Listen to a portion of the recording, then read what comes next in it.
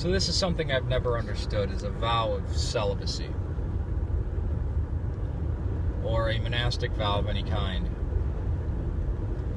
Now, in marriage between two people,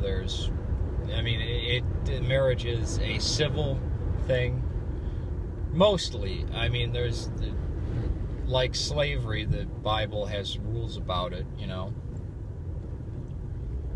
but it's really not a concern of Christ or anything. Just like you can or can't, you may or may not have children. It doesn't matter. It's not really part of Christianity.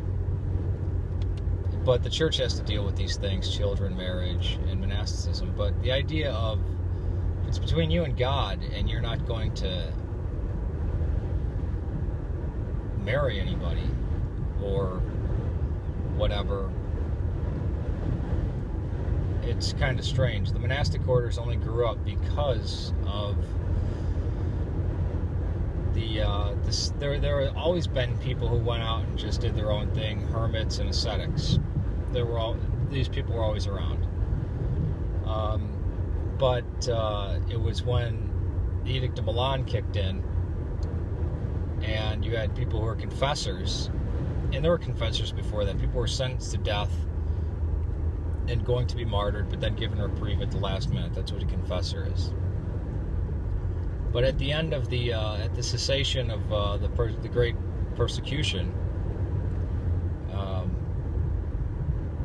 when the Edict of Milan, and religious tolerance was brought in, you had two groups. You had monastics came up and said, well, we're going to be the living martyrs. That's awful prideful of you. I think anybody going in to be a living martyr is, I don't know, that seems weird. And another weird sect is those they kind of didn't understand martyrdom, the Circassians, who would actually attack patrolling Roman soldiers with fake swords and spears, fake weapons. They didn't want to hurt the Roman soldiers, they just wanted to provoke the Roman soldiers to kill them, as if being martyred and being murdered are the same thing, or being martyred and being killed are the same thing.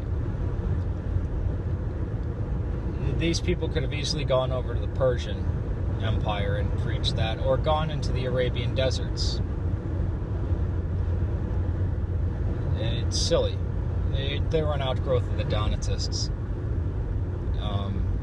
And I'll do a video on the Donatists and Novatians, and their reaction to the Lapsai and the Tridori. Peace to you.